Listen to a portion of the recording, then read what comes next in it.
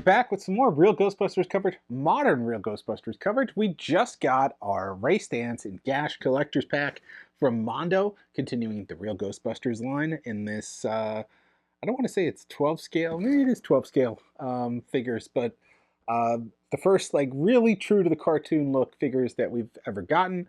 We've had, of course, the Kenner collection, which we're showing you. There was the Diamond Select figures that sort of had a Ghostbusters design aesthetic, but they still look kind of like realistic, where these look purely based on the cartoon, which is the look I love about them. So this is finishing out our core four. We started with Peter, then we got Egon and Winston, and now we have Ray Stantz, which is very exciting. And of course, we have the next couple we'll go over in a minute. But we finally got our core four here. It took a little over a year and a half as these guys were announced and released. And if you get the collector's packs, again, you get this giant Firehouse packaging, which is awesome. Whereas if you got the single issue of just the character, you got it in a ghost trap based on the Real Ghostbusters. But the Firehouse packaging has that great design all the way around of the Firehouse, the Real Ghostbusters logo.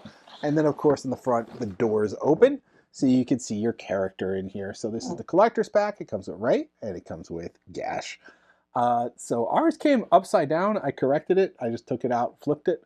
So I don't know. Let me know if you also received one upside down, if you received one of these. But that was kind of odd. All the other ones came right, but the characters were upside down in this one. So again, it's got the magnetic flaps on it, which I absolutely love magnetic flaps. And it keeps the box together. And it's fun to keep because it's a nice display piece. And I believe the interior of the box is also the interior of the Firehouse. So that's also interesting. And then you can see little things like on top, they kind of did the roof roughly. You got like a little smokestack there. So I love the detail they put into this box. And if you have four of them, you got a pretty tall Firehouse at this point. But of course, it's the same. It's the door.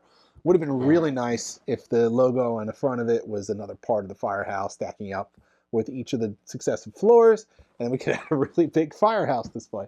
But anyway, this is where we are. This is the fourth one in the series. Let's get in and check him out with all his unique accessories.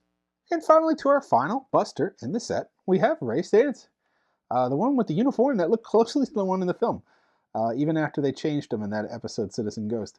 I mean, he still kind of kept the same style with the exception of the collar. I wonder why they didn't give him a colorful one. Everyone else got like a teal or a brown or a blue, but he just got the same khaki colored uniform. I guess he was hooked on the classics.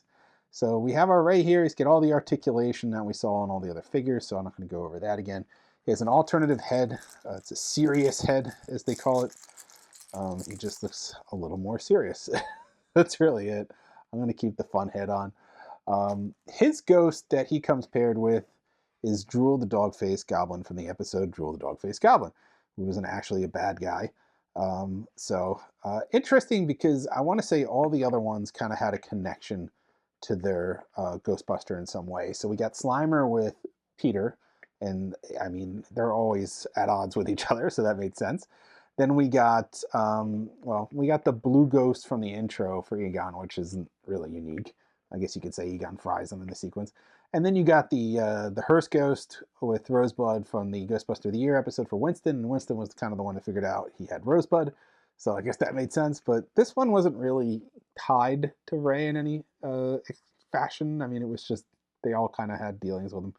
So he's got articulation in all the arms, and he doesn't have a stand. This is the first one that doesn't have like a floating stand, but he didn't really float. I mean, he could turn into different things and fly around and whatnot, but yeah, this one just kind of, I guess he's better for just standing on his arms and legs, and that's really it. So he's a fun little addition. He's definitely an interesting design, if nothing else. So love having him in there. All right, let's get to some of Renee's unique accessories. I mean, of course, he's got the Proton Pack. I wouldn't say that is unique, though. So we're just putting that off to the side. He's got his Proton Pack. I'll put it on him in a minute. So he's got a stand. He's got his particle beam and his trap that comes with the two inserts. The standard trap cartridge, and then his unique one is going to be the Ghash captured cartridge. Now, all of the other guys had a capture cartridge for their bad guy. There's a Sandman cartridge. There's a Samhain cartridge. There's not a Boogeyman cartridge. There's a gangster criminal cartridge, because he didn't catch him in that episode. He catches him later in the Boogeyman. I think it was called the Boogeyman Returns or something like that. But or Boogeyman Comes Back. Anyway, they do catch him eventually. Egon catches him. So I don't know why they didn't put a capture cartridge in there. But he didn't catch him in that episode. But again, this one works really great. This one balances. I think the only one that didn't balance was the Samhain one. I gotta go back and check that. Like, it kept falling over from the weight, but all the other ones balance perfectly. So this one definitely works, and it's got that great animation of him being caught and being sapped down into the cartridge. So do love that. I do love the catcher cartridge. It's very fun that they added that, and then you could just add your standard cartridge in there as well. Yeah, it's holding. It's nice in there. The only thing, again, I don't like how this is wire. I feel like it's going to snap over time after you bend it too much, and then that's it. I think they should have went with some kind of like rubber hybrid thing like they did with the packs. He has his glove attachment again for the arms. I might end up putting that on. His unique kind of accessory is the goggles. So Egon came with a PKE meter. Winston had like his little key necklace, or half of the key necklace he wears from the Brooklyn Triangle. He has the goggles, and we see Ray with the goggles a lot. So I think he could kind of just slip these over his head and put them on like this, and make him wear his goggles. So that's kind of fun. I like how they have the goggles with Ray. It's always kind of the goggles with Ray, so that makes sense to me. So you got your goggles on there. That's his unique accessory. Other unique accessories. He has the bunny head here from Look Homeward Ray, where he goes to his hometown, and the shoe salesman there uses a book to undermine Ray and his ghost busting, and eventually get Ray to work for him as a shoe salesman. So he has to wear this bunny costume because it's part of the store or something like that. So in one scene, he's running out of the store where he takes off the costume, but he still has the head on. So we have this. So that's kind of it. In the same episode, we have this Stay Puft Marshmallow doll. This was Slimer's Stay Puft doll. I think it's in a couple episodes, but that's the first time I recall seeing it. It's in the Look Homeward Ray episode. So you could have this doll that Slimer gives him for his trip to just comfort him, or Ray could sleep with it, whatever. It's fun. It's a fun little accessory. That's it for the unique accessories for this guy. Everyone had their own ones. We showed you Winston and Egon's and everything like that. So we also have these insert ghosts. Each set has come with a couple of them. So we get kind of like a breakdancing one, and then this one kind of looks like almost like the ghost from the first episode, Ghost or Us. Yeah, I forget his name, was like Slug or something like that. But yeah, the red ghost there. So. But those are your two ghosts you got with this guy. So a little fun. But that's really it for right here. I'm going to put on the gloves, and I'm going to put on the pack and just give you a look at him with all his gear on. And but that's really it. And here's our Ray fully kitted out. I put his gloves on. He's holding his proton wand here. He's got the pack on.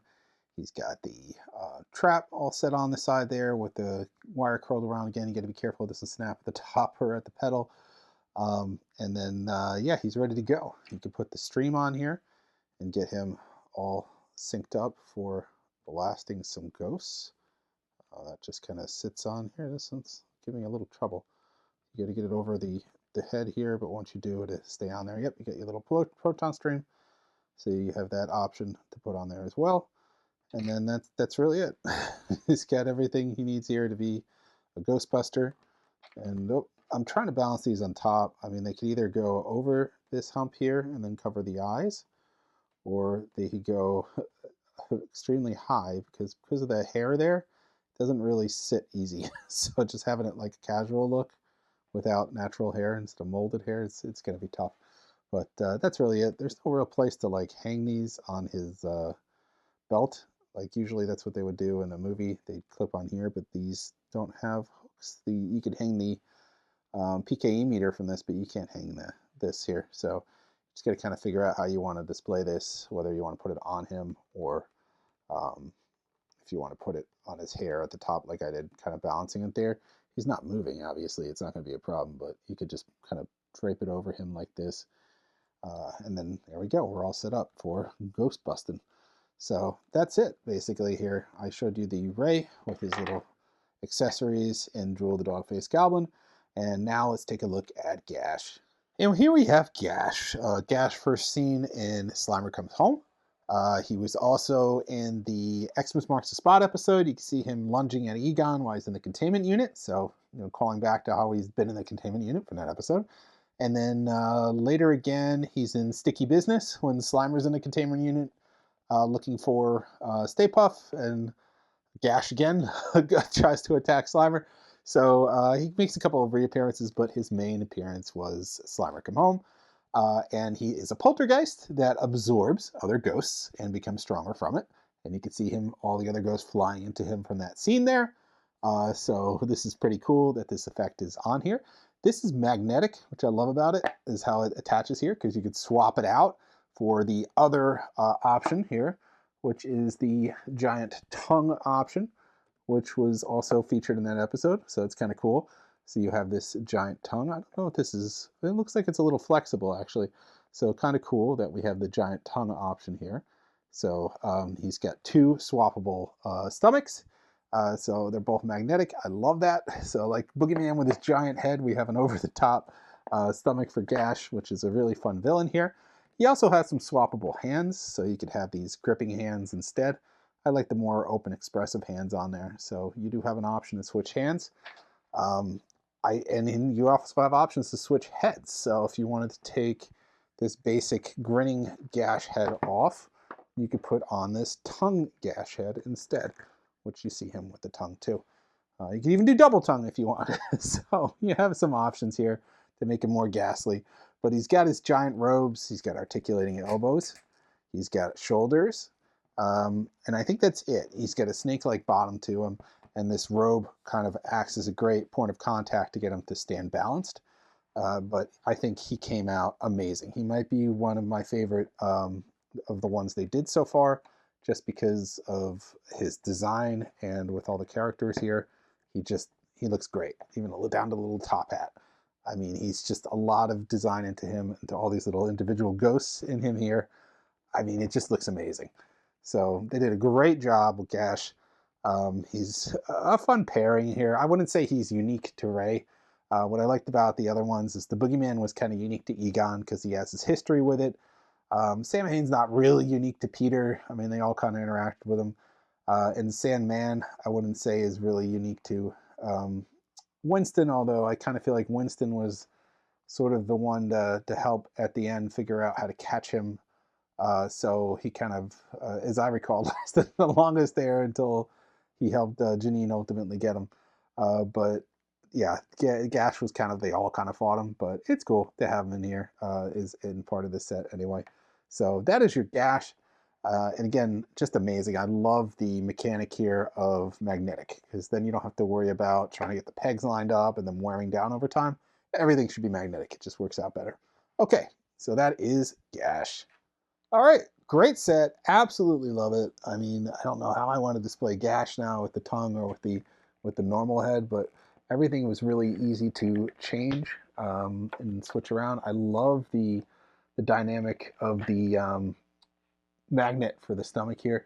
That was absolutely great. So it's just kind of hard to tell, do I want this face or the creepy face or the giant tongue? I don't know, but he looks great. I absolutely love Ghash. Ray, another great figure in the line, captures everything you need to know about Ray, basically. I think this was the perfect accessory to put with him.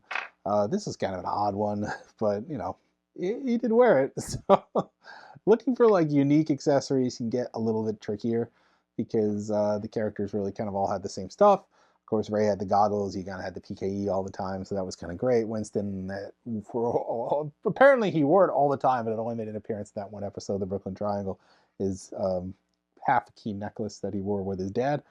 And then Peter didn't really have any, I want to say, unique accessories, but he didn't really have a whole lot of unique stuff. So I guess that one, he doesn't really come with anything different to him. It was their first one out the gate too, so they really didn't have a lot of variety in there.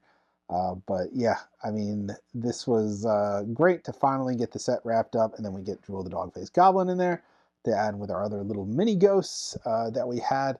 And then we have all 4 characters now. So we have quite a set with our 4 guys finally. We have, if you got the collector set, you got 4 large ghosts from the episodes there.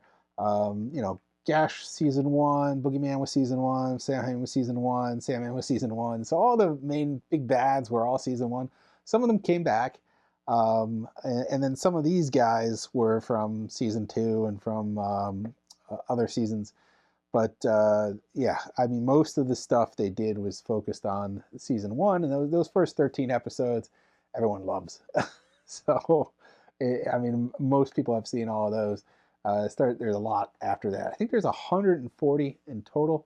I don't know if that's counting the Slimer ones or not, the shorts, but yeah, there were a lot of real Ghostbusters episodes. So yeah, it would take you a long time to go through them all, to check out all the characters.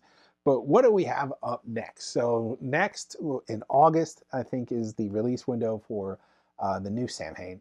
And he's going with his purple color scheme instead of the red one. You see him red a lot.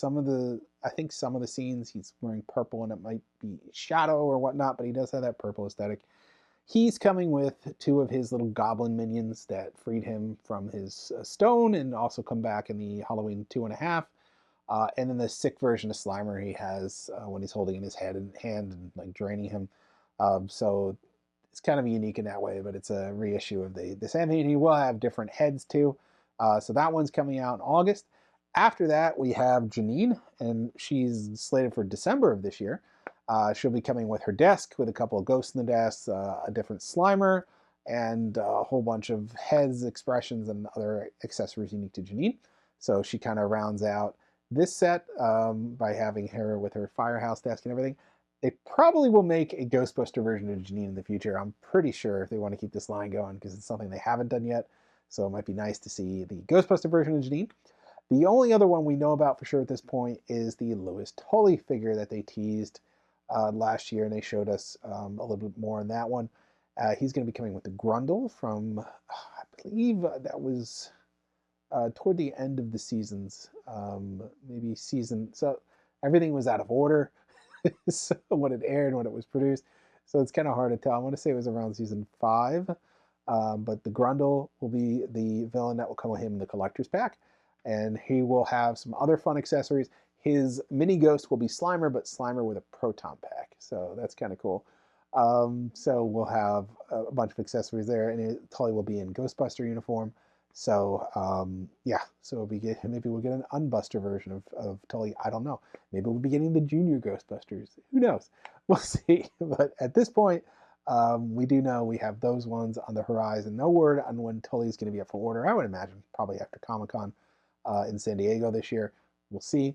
And then he'll probably be available for like a mid next year release or something like that. But we are expecting at least 2 more this year. So exciting. We'll be rounding out our sets with Janine in there, and then another Samhain. So that is all for this time. We're going to have plenty more Real Ghostbusters coverage. It's the 40th anniversary this year. So we'll be going over some additional from our lines every month. We're going to be going through another wave of the Kenner figures. There were 10 waves, so it's going to take us all the way through Halloween. And then there are other Real Ghostbusters products out there we're going to be checking out. Obviously, we have Mondo. We get some other ones we're not going to spoil right now. And then we'll see what happens at San Diego this year, because Hasbro said there's probably going to be some announcements for the Real Ghostbusters. We are anticipating the Ecto-Glow Copter. We'll see its release after, like, what was it, 35-something years in line since it was supposed to come out. I think it was supposed to be slated for a 91 release, and it never made it to shelves. So we're going to get the Ecto-Glow Copter finally, and then we have Ecto-Glow Tully that is slated to come out. And then if they ever release it, we're waiting for the Ecto-Glow Ghosts and the Ecto-Glow Ecto-1, which looks like it might be coming out sooner than June, but we'll see. So that is all for this time. I hope you enjoyed these. Go back and check our other videos on the other 3 Mondo Real Ghostbusters figures. Now we have all core 4 here in the collector's editions, and go check out those fun ghosts as well. That's all for this time. Like, subscribe, and follow. See you guys next time.